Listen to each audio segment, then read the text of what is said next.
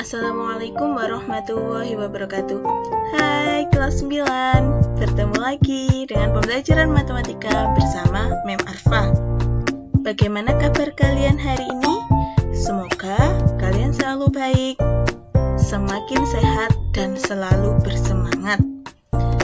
Oke, untuk materi kita kali ini kita akan belajar tentang transformasi.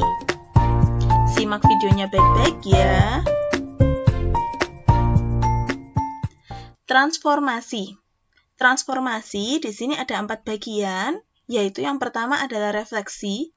Refleksi disebut juga dengan pencerminan.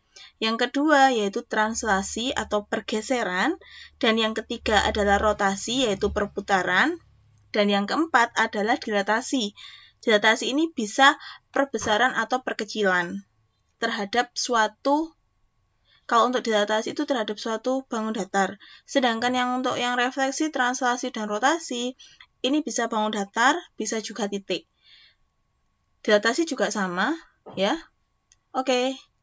Untuk yang pertama, kita akan belajar tentang refleksi. Apa tadi refleksi? Masih ingat kan? Refleksi adalah pencerminan. Kalian bisa perhatikan gambar pada bab refleksi ini. Gambar yang di sebelah kiri ini ada sebuah titik C. Ini adalah objeknya, di mana ada sebuah cermin. Cerminnya itu adalah garis AB, maka bayangannya ada pada titik D. Kalian mungkin sering ya melakukan hal ini, yaitu melakukan pencerminan pada kaca lah. Itu sebenarnya penerapan dari materi refleksi ini. Hanya saja kalau kita melakukan pencerminan, kalau kita bercermin, itu kan kita tidak pernah mengukur jarak kita berapa, terus bayangan kita bagaimana. Tapi kalau di matematika ini, jarak dari titik asal ke cermin maupun jarak dari bayangan ke cermin itu sama.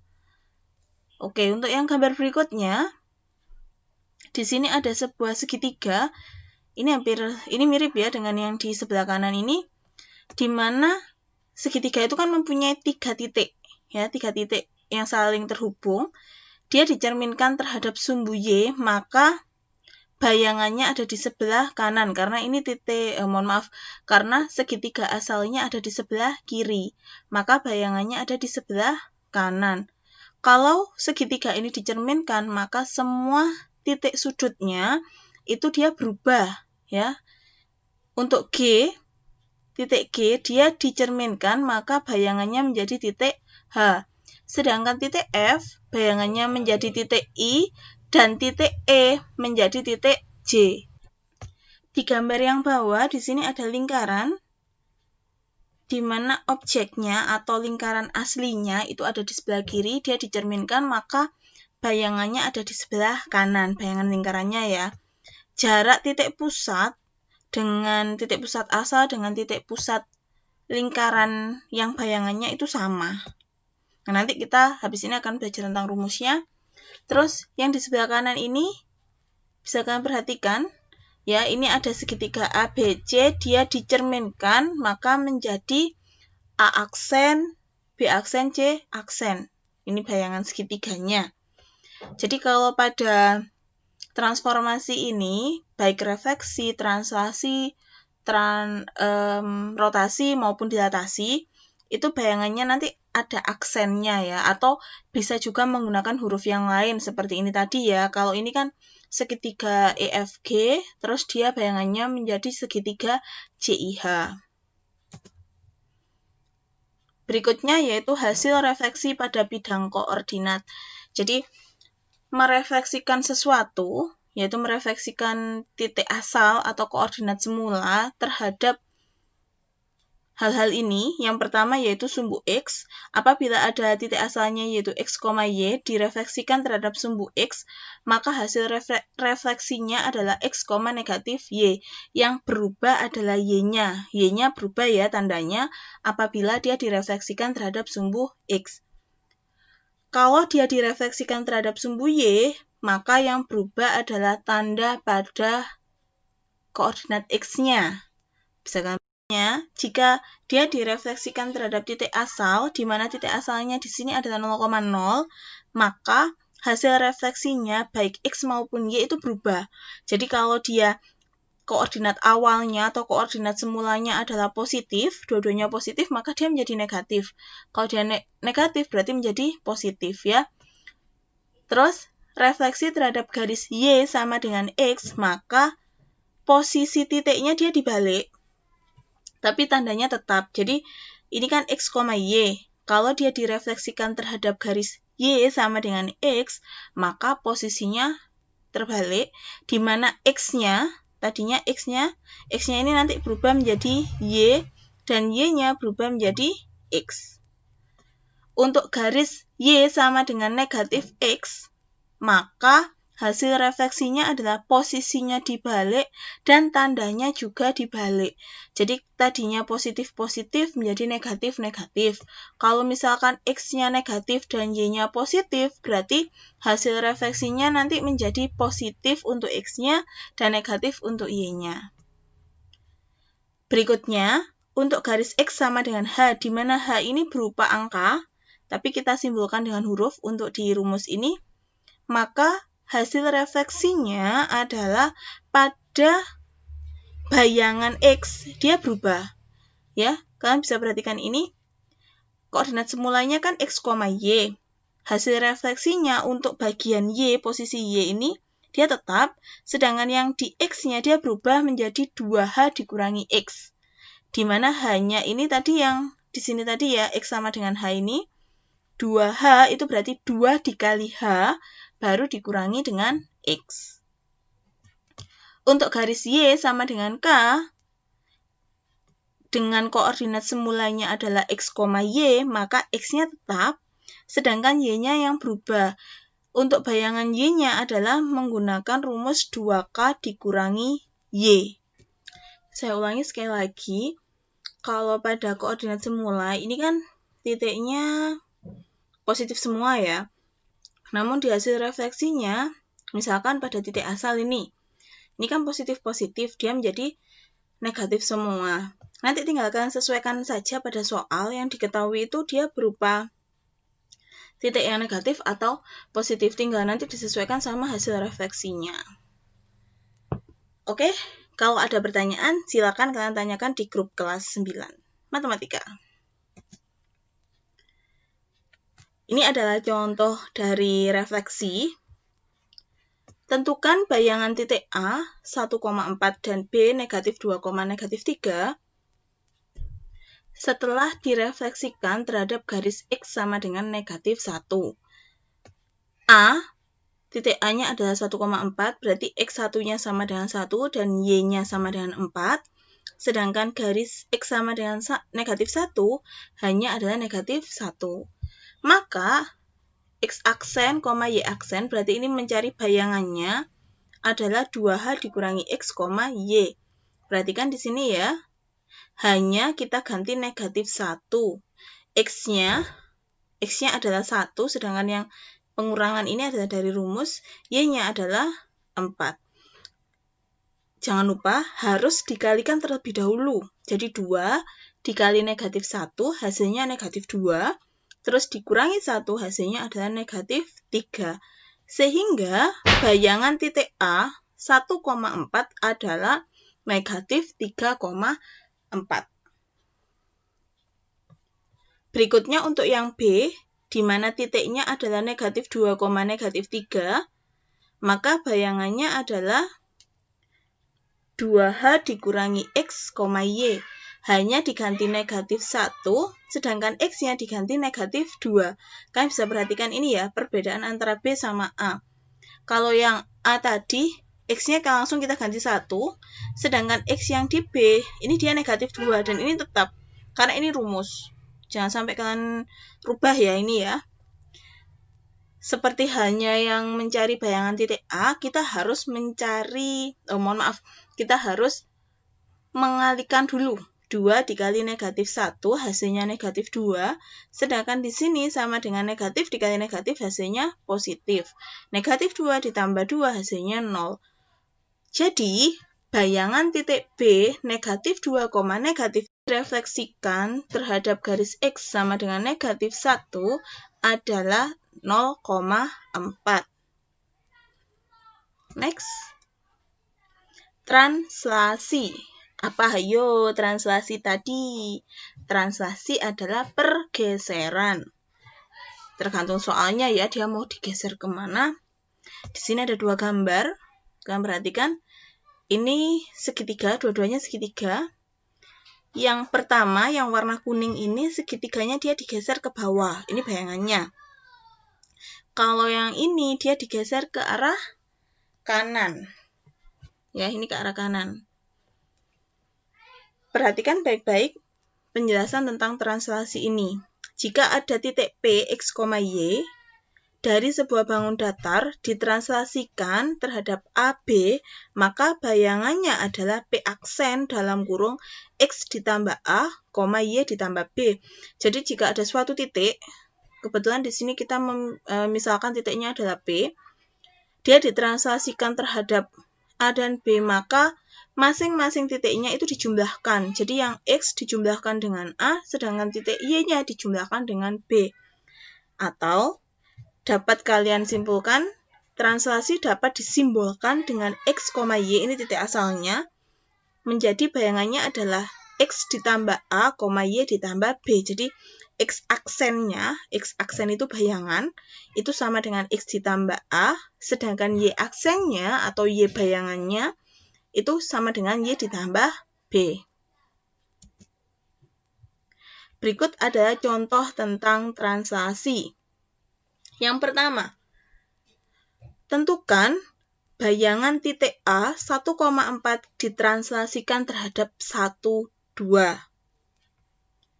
Di sini kalian tinggal perhatikan X-nya adalah 1, A-nya adalah 1. Jadi 1 tambah 1 ya. Terus Y-nya adalah 4, B-nya 2. Jadi 4 ditambah 2, hasilnya 2,6. Mungkin kalau untuk yang nomor 1 ini lebih mudah. Tinggal yang X itu dengan yang posisi A dan Y ditambahkan dengan yang posisi B. Jadi bayangan titik A 1,4 yang ditranslasikan terhadap 1, 2 adalah 2,6. Ada pertanyaan? Kalau ada pertanyaan, tanyakan di grup ya. Oke, untuk soal yang kedua, tentukan bayangan titik B negatif 1, negatif 2 yang ditranslasikan 4 satuan ke kanan dan 3 satuan ke bawah. Kalian perlu perhatikan, di sini ada kata ke kanan dan ke bawah. Ini terkait dengan sumbu X dan sumbu Y. Kalau sumbu X, dia arahnya itu kalau tidak ke kanan, ya ke kiri. Berarti dia posisinya sebagai A ya. Sedangkan sumbu Y, itu arahnya kalau tidak ke atas, ya ke bawah. Maka dia posisinya ada pada B. Sehingga pada jawaban ini, titik B negatif 1, negatif 2 ditranslasikan terhadap 4. 4 ini kan satuannya ke kanan. Arah ke kanan itu positif dan dia pada sumbu X. Ya, arah dari sumbu X maka dia posisinya di A. Sedangkan yang B itu adalah negatif 3. Kenapa dia harus negatif? Karena dia arahnya ke bawah. Satuan ke bawah. Ya, dan dia pada kalau ke bawah itu kan posisi sumbu Y, maka dia ada pada kalau pada translasinya dia pada B-nya. Semisal yang ditranslasikan 4 satuan ke kiri, berarti ke kirinya kan negatif, berarti dia jadi negatif 4. Harus kalian perhatikan ya, kalau arahnya ke kanan sama ke atas, itu dia positif, sedangkan kalau ke kiri dan ke bawah, itu dia negatif.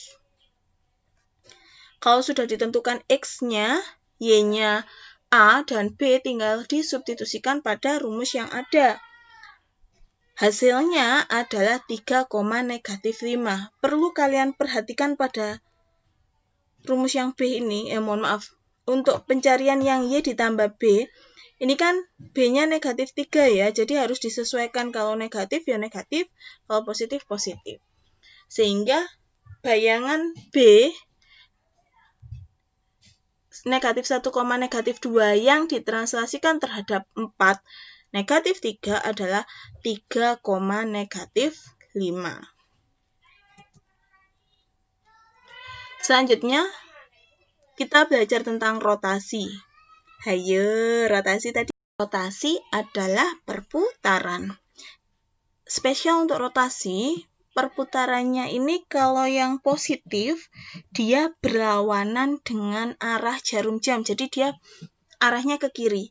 Kalau dia negatif, berarti dia searah jarum jam. Perlu kalian perhatikan ya baik-baik. Jadi kalau rotasi terhadap suatu sudut, dia sudutnya adalah positif, berarti dia arahnya berlawanan arah dengan jarum jam. Sedangkan kalau yang negatif, dia searah dengan jarum jam. Bisa kalian perhatikan di sini. Kebetulan ini contohnya semuanya yang berlawanan arah dengan jarum jam. Gambar yang ini, dia berbentuk segitiga ABC, terus dia bayangannya menjadi segitiga A aksen, B aksen, C aksen. Dia dirotasikan terhadap sudut 90 derajat, dia ke kiri, karena dia positif dan berlawanan arah jarum jam. Untuk yang berikutnya, titik A ini, dia juga dirotasikan dengan arah berlawanan dengan jarum jam, maka dia ke kiri. Yang ketiga juga sama, ya, dia berlawanan arah dengan jarum jam. Kalau yang dia searah berarti dia ke kanan, seperti ini. Oke, ini adalah rumus rotasi.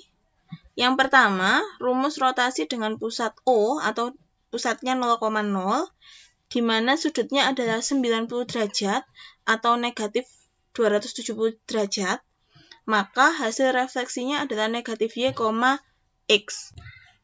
Untuk yang rotasi dengan pusatnya adalah O atau 0,0, di mana sudutnya adalah 180 derajat atau negatif 180 derajat, ini untuk titiknya tinggal dibalik ya, tandanya dua-duanya dikalikan negatif. Jadi kalau dia X, Y, berarti untuk refleksi mohon maaf, ini harusnya rotasi, bukan refleksi, saya salah ketik ya. Maka hasil rotasinya adalah negatif X, negatif Y. Untuk yang rotasi dengan pusatnya adalah 270 derajat atau negatif 90 derajat, berarti posisinya dibalik untuk Y-nya. Y-nya menjadi X, sedangkan X-nya menjadi Y, tapi dia dikalikan dengan negatif. Saya ulangi sekali lagi, ini harusnya rotasi ya. Ini rotasi, bukan refleksi. Untuk yang rotasi dengan pusatnya A, B, untuk yang 90 derajat, rumusnya adalah hasil rotasinya negatif Y ditambah A ditambah B untuk posisi X aksen, sedangkan posisi Y aksen adalah X dikurangi A ditambah B. Untuk rotasi dengan pusat dengan pusatnya A, B dan sudut rotasinya adalah 180 derajat, maka untuk X aksennya itu adalah negatif X ditambah 2A, sedangkan Y aksennya adalah negatif Y ditambah 2B. Dan untuk yang rotasinya dengan pusat A, B, sudutnya 270 derajat, maka rumus untuk X aksennya adalah Y dikurangi B ditambah A, sedangkan Y aksennya negatif X ditambah A ditambah B. Berikut adalah contoh dari rotasi. Tentukan bayangan koordinat J 1,2 pada rotasi 90 derajat berlawanan jarum jam. Kalau berlawanan berarti dia positif ya. Sehingga untuk X, Y-nya adalah 1,2, sedangkan X aksen, Y aksen, dia menggunakan rumus negatif Y, X, maka Y-nya dikalikan dengan negatif, dia menjadi negatif 2, sedangkan X-nya dia tetap 1. Sehingga untuk untuk hasil J aksennya adalah negatif 2,1. Oke, ini adalah dilatasi. Wow, apa ya dilatasi tadi? Masih ingat kan dilatasi tadi? Dilatasi tadi bisa diperbesar atau diperkecil. Untuk faktor skala yang digunakan pada dilatasi ini, dia bisa negatif, bisa positif, bisa bilangan bulat, dan bisa juga pecahan. Kalian bisa perhatikan di sini dilatasi X, Y dengan pusatnya adalah 0,0. Untuk dilatasi X, Y dengan pusat O-nya 0,0 dan faktor skalanya K, maka X, Y ini adalah titik asalnya menjadi Kx, Ky. Kx ini berarti faktor skalanya dikalikan dengan X dan faktor skalanya dikalikan dengan Y. Ini untuk bayangannya ya. Jadi X aksennya adalah K dikali X, sedangkan Y aksennya adalah K dikali Y. Berikutnya, untuk dilatasi X, Y dengan pusatnya A, B dan faktor skalanya K, maka untuk X aksennya bayangan dari X itu adalah K dalam kurung X dikurangi A ditambah A. Jadi, X-nya dikurangi dulu dengan A, di mana A tadi adalah pusatnya. Lalu nanti hasilnya dikali dengan K, dan hasilnya lagi ditambah dengan A. Begitu pula dengan yang Y. Yang bayangan Y ya, Y aksennya, itu rumusnya adalah K dalam kurung Y dikurangi B, kurung tutup ditambah dengan B.